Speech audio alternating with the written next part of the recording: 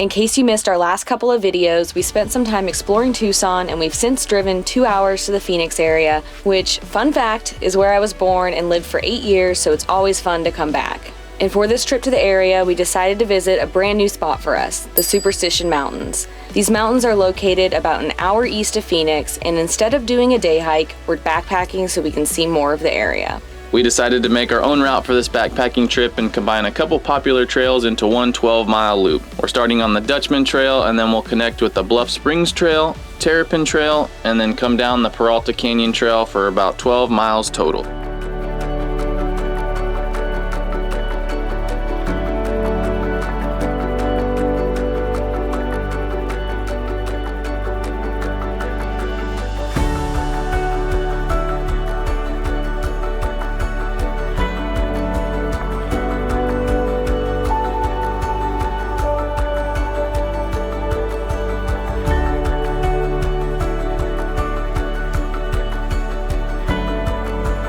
So today our plan is to hike 9.5 of the 12 miles and camp on the Fremont Saddle, which should have an epic campsite view.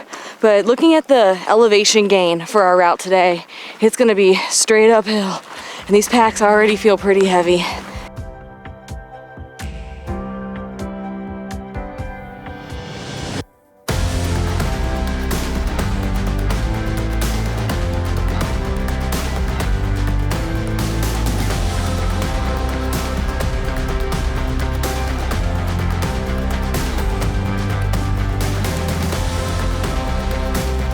The scenery out here this morning is really surprising me. I just love the contrast between the orange rocks and all the green shrubbery out here. It's really beautiful. Another interesting contrast is we're walking through an area where we read that there was a wildfire here years ago. And so it's interesting to see you have dead, dying cacti, and then also alive and thriving cacti.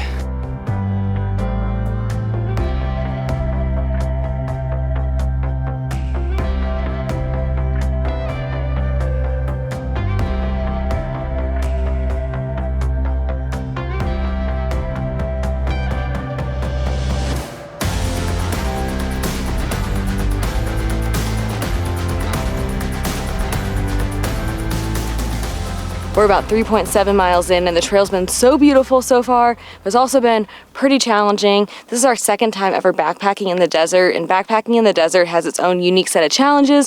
One, the sun, it's not even that warm out, but the sun just beating on you makes you feel so hot. The air is dry, which can make it just kind of harder to breathe. There's pokey, sharp things everywhere, so you have to be really careful where you step and what you're brushing up against. And there's really no water in the desert. It looks like there could be water down there at some points of the year, but everything so far has been pretty dry, and we knew this going into it, so we brought 2 of our 3-liter Camelbacks, 2 1.5-liter big water bottles, so we're carrying 9 liters of water between the 2 of us. We're hoping that's good. We're hoping we do find water, but if not, we think we'll be set. But I think we have to head up to that, and we're hoping when we get up there, we can have some lunch.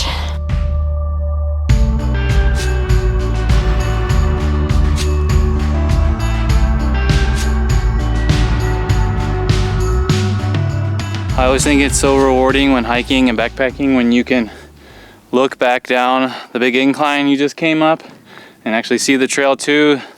You just feel good and rewarded and strong.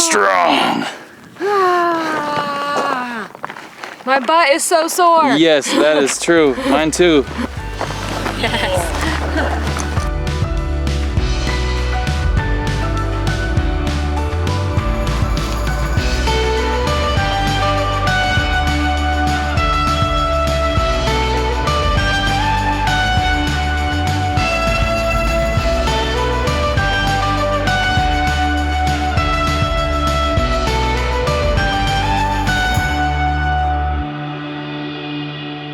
For lunch today, we have one of our go-tos, Wild Zora. We've had these on every single backpacking vlog that we've ever made, but this is a brand new item. These are their quinoa bowls, and this is the harvest beef one. We haven't tried this flavor yet, but we've loved all the others we've tried. And then we just have one of our classic meat and veggie meals that they have too. This one's the Summit Savory Chicken.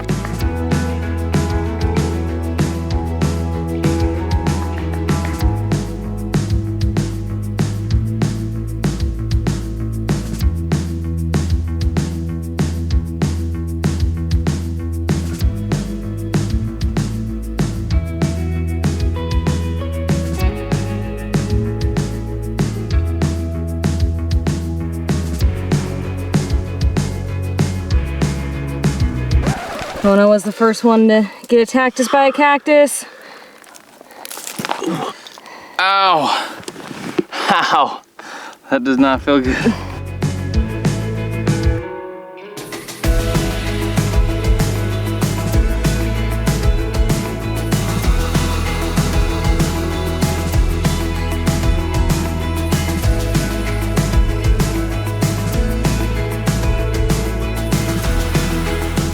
If you've heard of the Superstition Mountains, you've probably heard of the Lost Dutchman's gold mine. It's maybe the most famous lost gold mine in the American Southwest.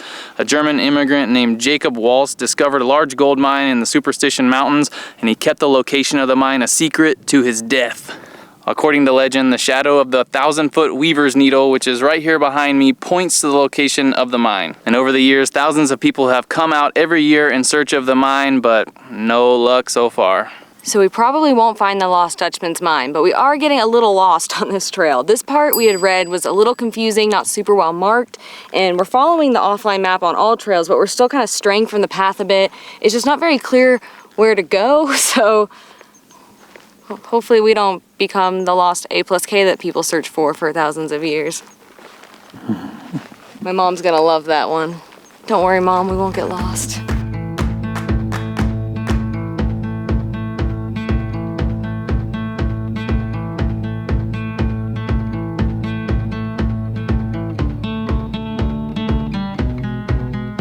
We're really close to the Peralta Trail, which is the trail that our campsite will be off of, but we're in this area and we have no idea where to go.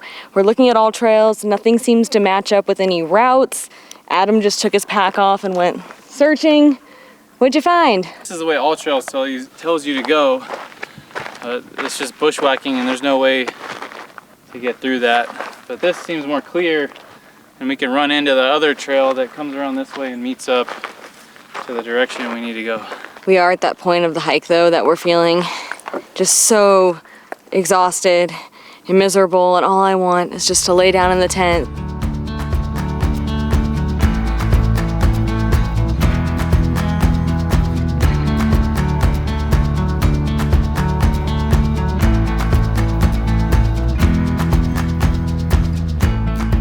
We made it. Oh man. Oh, that was rough.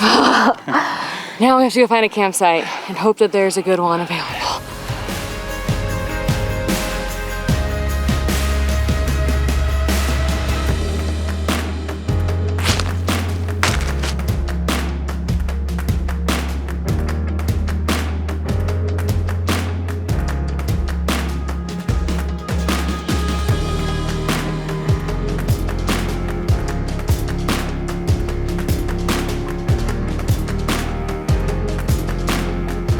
Check out this sick camp spot we got with Weaver's Needle right behind us. This spot's just a little bit off of the main Fremont Saddle overlook. It had a fire ring here, so we assume people have camped here before.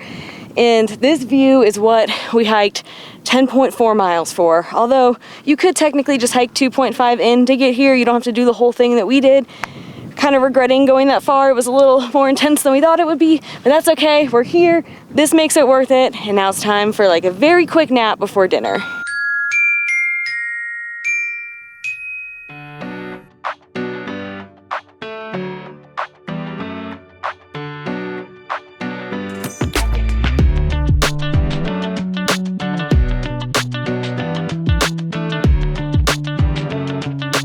We've got dinner with a view. We've got our new favorite chicken pad thai from Backpacker Pantry. Mine's in an extra little Ziploc bag because I punctured the hole in the bottom. He was too aggressively trying to stir and mix it all in together. I could seriously eat this, not even backpacking. I love it so much. And what I'm super excited about is since we're not in bear country, we can actually eat in our tent. We haven't been able to do this in so long because we're always camping where bears are present. Oh, it's so nice to just sit in here on my comfy pad, sleeping pad, and have a nice view.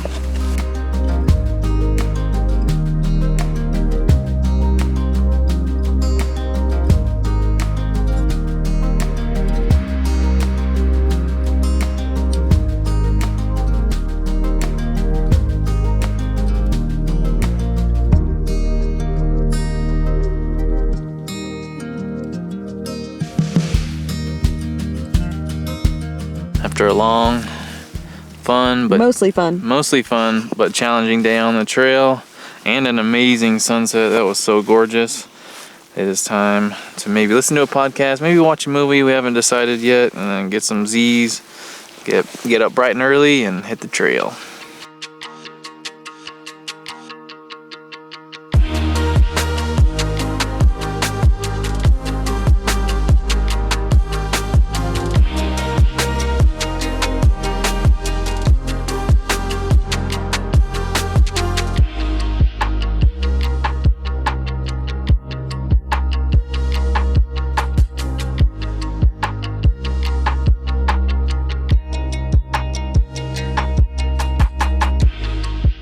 So we had a very rough night. It was super windy out and the tent was just shh all night long.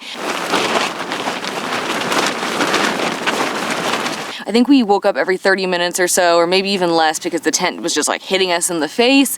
So we made some coffee so we can have energy to hike back down to the van. And I know we're kind of complaining a lot. It's just been a very hard experience, and we want to be honest, but just look at this view. We woke up with this outside of our tent, and we can take one sleepless night to have views like this. At the end of the day, when we look back on this backpacking experience, we won't remember how our feet and legs were tired or how we didn't sleep at all. We're gonna remember this view, and that makes it all worth it.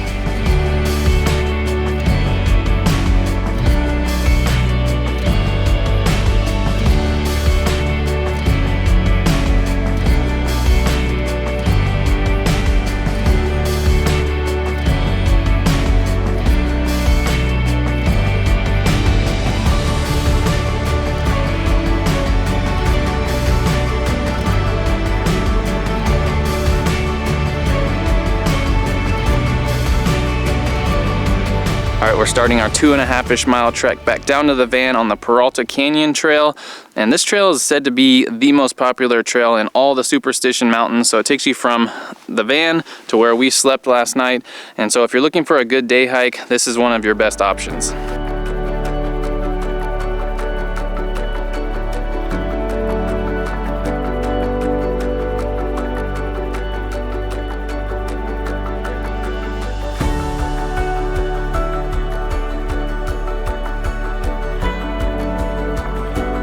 This hike down so far has been absolutely stunning. If you come hiking the Superstition Mountains, definitely get here really early in the morning. Just the way that the light hits all of the peaks and the valleys and is lighting up the saguaros. You can see all the mountains off in the distance. There's all these beautiful layers of light.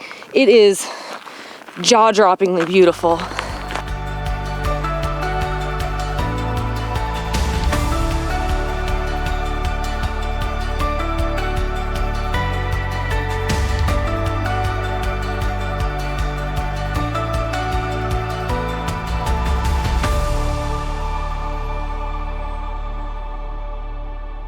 So the hike ended up being 12.9 miles, and as we've said many times, it was definitely harder than expected. Our goal with this whole trip was to see as much scenery in the Superstition Mountains as possible, so we feel like we accomplished that, and we are still glad we did it. But if we were to do it again or recommend someone out there to do this trail, we would either backpack the Peralta Canyon Trail or the Dutchman Trail, because that section going between them, while very scenic, it was very challenging, not very well marked, and it was just tough overall through the whole trip to conserve our water, because it just got hot. Yeah, we would do something shorter, I think, in the future. Yeah. We wanted to do a lot, and we did. and we did. And it was tough, but yeah, desert backpacking is like a whole other beast. Yeah. But now it's time to feast.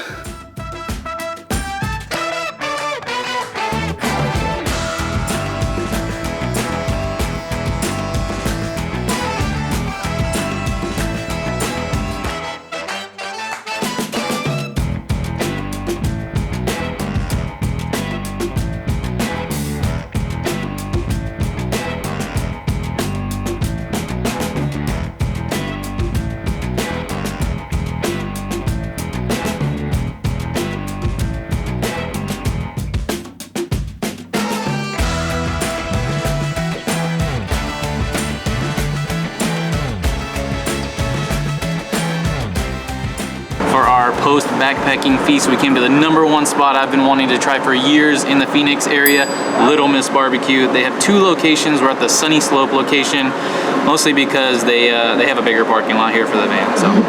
So we got a pound of fatty brisket. It looks so delicious, and then a pound of pork ribs. Oh man, look at those. And this tub you see here is cheesy jalapeno grits. That's a pint because the single just looked too small, but this kind of looks kind of big. But we've heard good things about it, so it'll probably get eaten, all of it right now. So we made sure to get here early because I saw on some videos on YouTube and things online that they run out of the moist brisket. So we got here in plenty of time. There were only a few people in front of us, so no worries today. Look at this fatty brisket. Got the nice pink smoke ring. Ooh, nice, all kinds of marbling in there. It's gonna be good.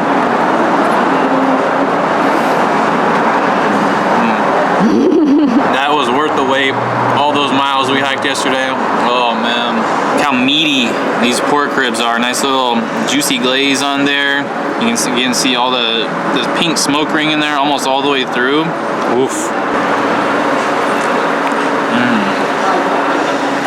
Juicy, tender, nice and moist, tons of flavor on the outside there. And then what I always like on pork ribs is when there's a little bit of give or a little bit of bite left on there, so it doesn't just like completely come off. So these are perfect in my eyes. I wasn't sure if Adam was going to share with me, but thankfully he is, and I get to have a little too. I'll be nice.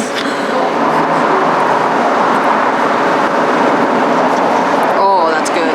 Oh, those smell so cheesy. That's so good. Recently learned that I like grits, so anytime we can get cheesy grits at a barbecue place or any place, that's what I'm getting. Oh, this is so good. Oh, I'm in heaven, loving this. I truly did not think we would finish all of that, especially the grits, but Adam, the garbage disposal, is finishing it up right now. You're a machine. Well, if we haven't sweat enough on the hike, we now have the meat sweats. But good thing, look what's right next door. Planet Fitness, aka our shower. So we'll leave you here because it would be pretty weird to take you in there, but that's gonna do it for our time in Arizona this time. We're gonna spend the next couple of days getting a little bit of work done, hanging out with friends that live in the area, and then we also just found out that we're gonna be going to the Waste Management Phoenix Open, which is a golf tournament I've been wanting to go to forever. So pumped about that. But then, California, here we come. Oh god, this is embarrassing. Okay, bye. Check out this sick camp spot with, what is it called? Weaver's not Wheeler. Okay. Check out this sick camp spot with, what is it again? Weaver's Needle, okay. I'm so tired. The not glamorous side of backpacking or hiking with a dog is carrying tons of dog poop with you. I'm not superstitious, just a little stitious. 10 points if you know what that quote is from, and if you do not know, we're gonna assign you a homework assignment, and you have to go watch all of it.